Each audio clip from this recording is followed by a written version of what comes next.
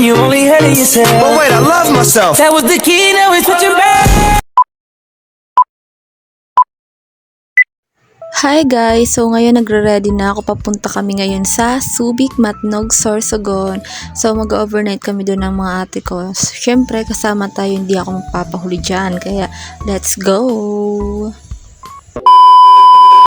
Tumigil nga pala muna kami dahil bumili ng gasolina yung bayaw ko. Tsaka 2 hours pa bago kami makarating sa Subic. So mahaba pa yung biyahe namin. So ayan, sobrang init guys. Ang sarap talaga maligo sa dagat. Tsaka sumasakit na rin yung ulo ko dahil sa biyahe. So update ko na lang kayo pag nandun na kami. Bye! Ba't nababahala? Di ba't ako'y mag-isa? Kala ko'y payapa, boses mo'y tumatawag pa. Di naman na ang lahat, di na pa naman na king sugat. Ngunit ba't ba andito pa rin? Hirap na kong intindihin. Tanging panalangin, lubayan na sa. So, nandito na kami guys sa plaza ng Matnog at dito kami sasakay ng bangka papunta sa isla.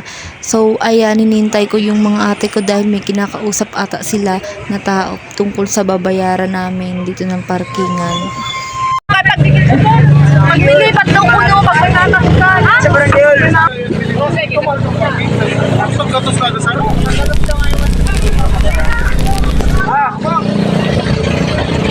Ate, ano?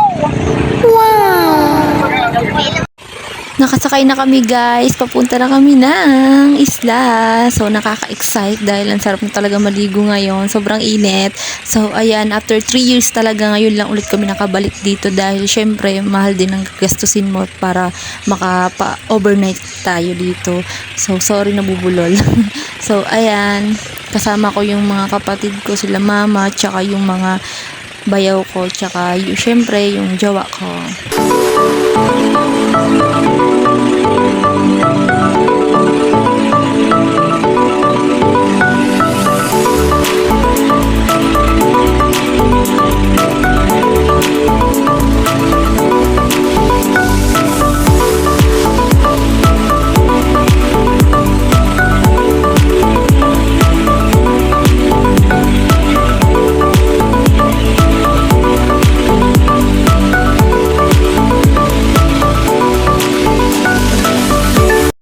Nag-stop muna kami guys dahil ipapakita sa amin dito yung mga iba't ibang uri ng isda. Pero di ko lang sure kung hanggang ngayon ay tulad pa rin ng dati. Kasi dati nung unang punta ko talaga dito namin ay maraming mga isda na ngayon ko lang din nakita. So ayan, may dolphin ka pa nga dati pero ngayon parang wala na siguro. Kasi sabi nila binawasan na raw yung mga alaga nila dito. So ayan, pinapakain ng jowa ko yung mga isda.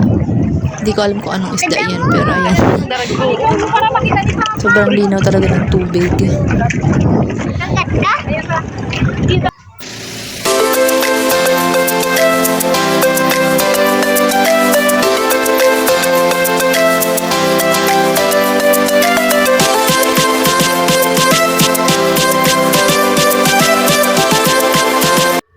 Finally, nandito na tayo guys. So ayan, sobrang ganda talaga, napakalinaw ng tubig, kitang-kita naman, 'di ba?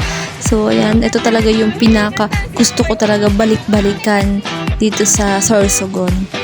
So ayan, ang daming tao, ang daming mag-overnight siguro. Sarap na talaga maligo. So mamaya magpi-picture-picture muna kami ng jowa ko. Mag-aayos muna kami ng mga pagkain.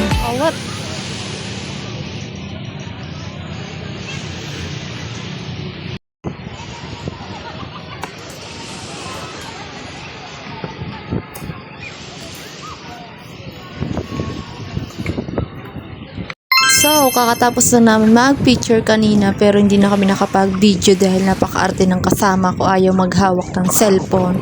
So, ayan, pabalik na kami ng cottage. So, advice ko lang pala na kung pupunta kayo dito, dapat talaga overnight kasi para sulit naman yung mga binabayad nyo. Syempre, di ba? Kasayang naman kasi kung maghapon lang kayo. Pero syempre, nasa inyo pa rin yung tamang desisyon. So, advice lang yun, guys.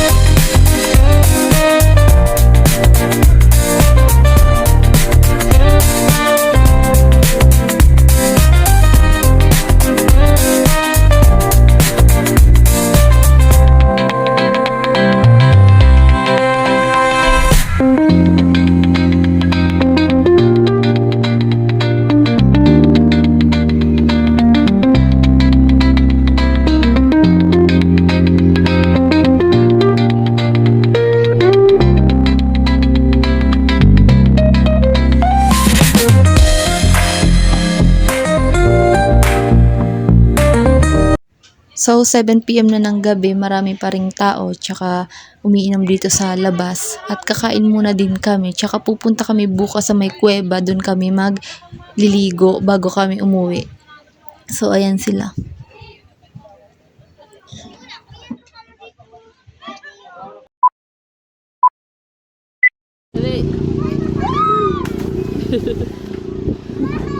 Lumpat na ikaw ate, lumpat natin, lumpat.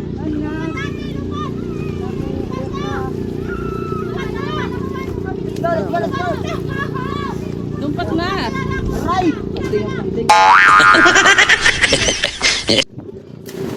Ay, may video pala. Tapos tumama ang ulo.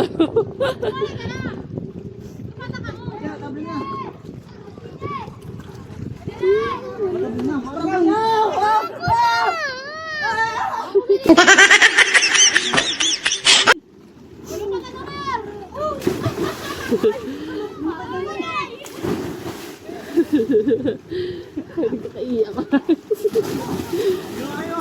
Ano? Ay, sorry.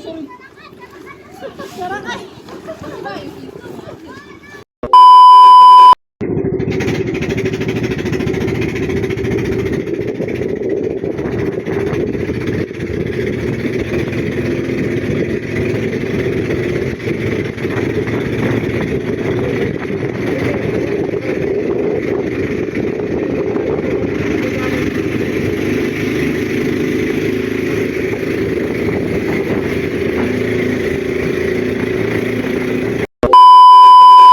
3 PM na ng hapon, guys. So, nag-aasikaso na kami ng mga gamit namin dahil pauwi na rin kami ng Sorsogon.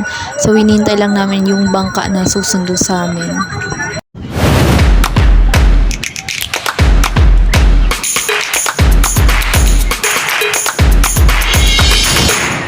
Yan, may galing mapalan.